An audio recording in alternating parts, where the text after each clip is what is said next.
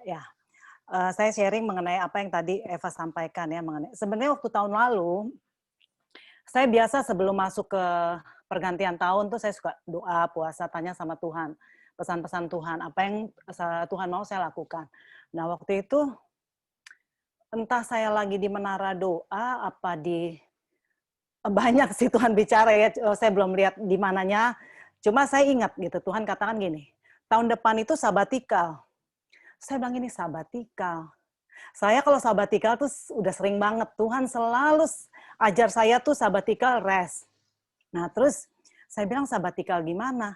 Nah ternyata masuk tahun 2020, hamba-hamba Tuhan semua tahu ya, dapat bahwa dengan masa pandemik, semua negara-negara banyak yang di lockdown, Indonesia mengalami PSBB, itu adalah sabatikal. Gitu. Kenapa sabatikal? Di mana Tuhan mau kita punya waktu sama Tuhan. Dunia ini terlalu sibuk, sudah terlalu sibuk. Kalau kita lihat Las Vegas, City never sleep, katakan. Kita lihat Jakarta aja. Jakarta, saya tinggal nih di Gatot Subroto. Kadang-kadang Gatot Subroto mau pulang ke rumah, jam 11 malam tuh bisa macet. Saya sampai gini, ini orang apa pada nggak istirahat ya? Nah, jadi kita anak-anak Tuhan, kalau kita bisa mendengar apa yang Tuhan mau katakan mengenai beristirahat, tinggal di dalam Dia, lebih baik kita benar-benar mengambil waktu akan hal itu. Kalau enggak, ya Tuhan punya cara untuk dipaksa gitu loh, dipaksa untuk masuk dalam rest sabatikal. Mau nggak mau semua satu dunia itu waktu awal Maret April itu mengalami sabatikal rest dah. Kita bisa lihat ya bagaimana ozon, lapisan ozon itu pulih sendiri. Terus kita lihat atmosfer dari semua polusi, itu langit bisa bersih. Nah, itu sebenarnya di masa rest, semua sedang dipulihkan, dikembalikan, sedang direjuvenate, bahkan di-reset lagi. Itu kalau seluruh dunia. Nah, apalagi kalau kita secara pribadi ya. Saya ngalamin Tuhan katakan untuk sabatikal, saya kasih lihat ayatnya dulu ya, karena ayatnya memang ada. Sebentar, saya kasih lihat ayatnya. Oke. Tunggu. Sorry. Ayatnya dikatakan seperti ini. Aduh, sorry sebentar. Bisa kelihatan ayatnya? Kelihatan ya? Ya, dikit lagi kalau kelihatan tangannya giniin. Eva kelihatan nggak? Dikit lagi kelihatan. Gede, dikit lagi. Sorry. Kelihatan tapi kecil, Feb. Di zoom dikit bisa. Oh, kita bisa zoom sendiri. Oke, kita bisa zoom sendiri. Yang ini. Kelihatan ya? Jelas. Oke. Di sini dikatakan ayatnya, tunggu, saya soalnya mesti pakai speaker supaya suaranya kedengeran jelas. Nah, dikatakan apabila engkau tidak menginjak hukum Sabat dan tidak melakukan apabila engkau menyembah, Yesaya 58 ayat 3. Putus, Feb. Dan hari kudus Tuhan, apabila engkau menghormatinya dengan tidak menjalankan segala urusanmu, dengan tidak mengurus urusanmu dan berkata omong kosong. Nah, ini ayatnya mengenai hari Sabat. Hari Sabat Tuhan katakan Tuhan mau kita menyebutnya menjadi suatu hari kenikmatan, karena hari Sabat Tuhan memang menciptakan dunia pada hari ke-7 aja Tuhan beristirahat. Kita tahu ya, saya nggak buka di Kejadian. Tuhan sendiri beristirahat, gitu, memberi contoh. Apalagi manusia perlu. Nah, hari Sabat itu bukan kita nggak ngapa-ngapain, terus kita tidur istirahat, enggak. Tapi di mana kita intim sama Tuhan. Seperti Eva katakan, kita menikmati Tuhan. Bukan diem di rumah nggak ngapa-ngapain, tapi kita berdoa, menyembah Tuhan, membaca firman, menikmati Tuhan aja, gitu loh. Dikatakan hari kenikmatan, hari yang mulia. Apabila engkau menghormati dan tidak menjalankan urusanmu sendiri. Kita ya sebagai orang-orang mungkin bisnis, anak Tuhan juga, hamba Tuhan aja kehabisan waktu kok. Waktunya penuh, full banget. Sampai kadang-kadang keluarga sampai bisa. Ada satu hamba Tuhan, contohnya ini Benihin udah contohin. Betapa dia sibuk pelayanan hamba Tuhan besar, akhirnya dia bisa mengalami ketidakharmonisan dengan istrinya sampai bisa bercerai. Itu karena Ben Hinn nggak punya waktu lagi, terlalu sibuk. Ya puji Tuhan, Tuhan pulihkan. Nah, dikatakan kita yang punya bisnis, kadang-kadang berasa nggak orang 24 jam aja hari kayaknya nggak cukup kalau kita sibuk banget. Nggak mungkin nggak cukup, sebenarnya Tuhan sudah menciptakan hari itu ya 24 jam untuk kita lewati gitu dalam satu harinya. Cuma karena kita terlalu sibuk, akhirnya kita tidak bisa mendengar apa yang Tuhan katakan. Bahkan sekarang dikatakan, tadi saya dapat kayak pewahyuan ya, dengan tidak menguruskan dan tidak berkata omong kosong. Makanya tahun ini diizinkan pakai masker ya. Masker ada arti profetik macam-macam ya. Salah satunya apa? Supaya kita jangan berkata omong kosong deh, udah tutup dulu tuh mulut. Tutup mulut kita, ngomongnya sama Tuhan aja. Kadang-kadang firman Tuhan katakan dengan banyaknya perkataan akan ada apa? Perkataan-perkataan dosa, ada banyak perkataan sia-sia. Tapi kalau kita menikmati hari Sabat, semua itu dipulihkan. Saya kalau hari Sabat ya, biasanya pasti doa, dan saya pasti puasa, dan saya juga puasa ngomong. Jadi saya udah pagi-pagi, saya udah tulis surat sama pembantu saya puasa ngomong. Udah, saya nggak nonton TV, nggak terima SMS, nggak telepon, nggak ngomong sama siapapun, cuma ngomong sama Tuhan. Nah di situ saya lihat, Tuhan pulihkan, dan perkataan saya menjadi perkataan-perkataan yang penuh kuasa. Karena sepertinya sama Tuhan tuh dibersihkan. Itu baru bagian yang dikatakan tidak berkata omong kosong ya. Saya lihat lagi gini, seperti ini ya. Supaya apa? Karena kebanyakan ini tunggu ya, saya buka dulu. Tunggu bentar. Nah, ini karena kelihatan ya, Pak. Kelihatan, kalau kelihatan gini, Pak. Kelihatan nggak? Pak. Kelihatan nggak? Yang too much noise itu kan? Yang too much noise, gambar ya. Too much noise kelihatan.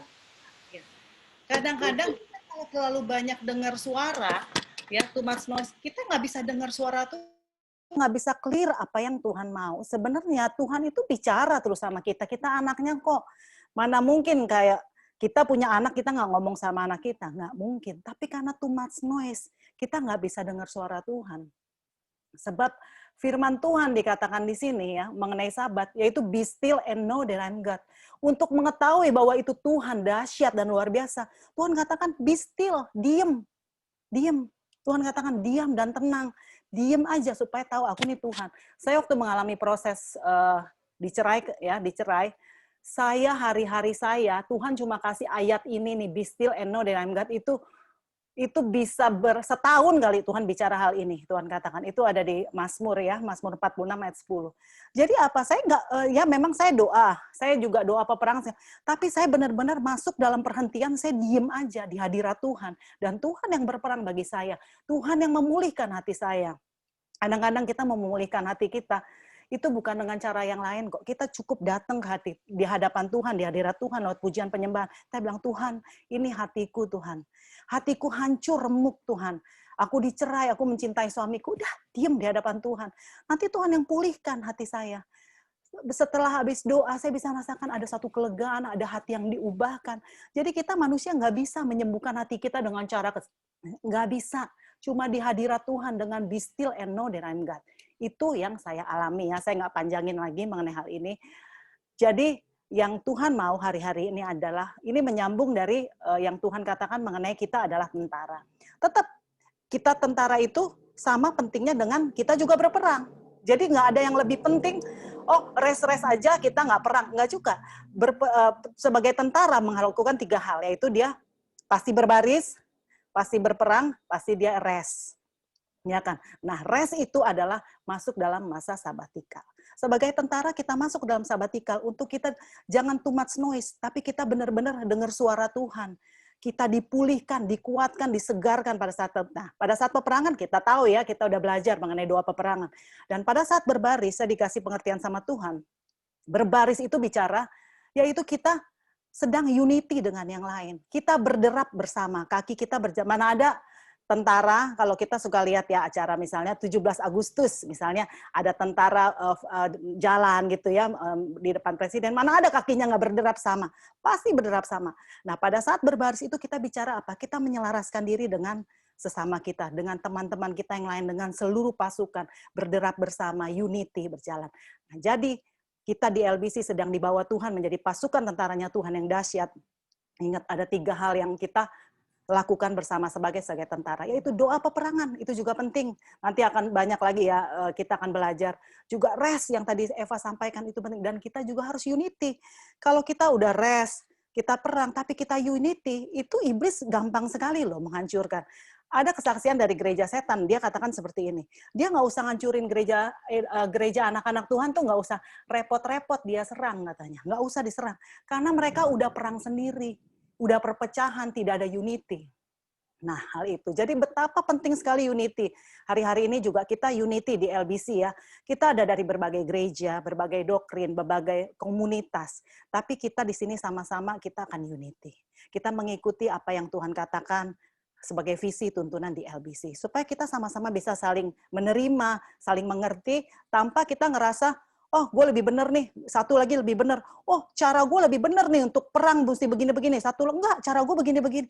Enggak, kita rangkul semua, kita minta tuntunan Tuhan. Itu adalah tentara yang mau unity. Jadi itu aja yang saya sambung ya mengenai apa yang sedang tuntunan Tuhan buat LBC. Seperti itu. Jadi biar semuanya kita di sini boleh benar-benar menangkap isi hati Tuhan, ya, benar-benar mengerti apa yang Tuhan mau, benar-benar masuk ke dalam apa yang Tuhan mau hari-hari ini. Kita berjalan dengan kairosnya, yaitu sekarang adalah masa-masa peperangan, tapi juga kita tahu kapan saatnya kita harus rest, masa-masa kita juga tahu kapan kita berbaris unity bersama-sama. Nah, itu aja dari saya yang menyambung dengan apa yang Eva sampaikan mengenai rest, kita jadi bisa mengerti ya. Nah, untuk sabatikal, coba deh kita tanya sama Tuhan, kita minta sama Tuhan seperti ini. Tuhan, saya hari-hari ini juga sibuk gitu ya. Ini bicara saya bisa yang lain. Saya Zoom aja tuh bisa sehari ada Zoom ya. Saya ikut Zoom doa di rumah doa jam 11 sampai jam 1. Terus saya juga ikut Zoom lain doa juga dengan doa di Saumata. Itu jam 2 sampai jam 4. Nanti saya ada lagi jam 4 sampai jam 6, itu Zoom di Menara Doa. Waktu kapan ya? Minggu lalu. Saya ikut Zoom doa itu 12 jam.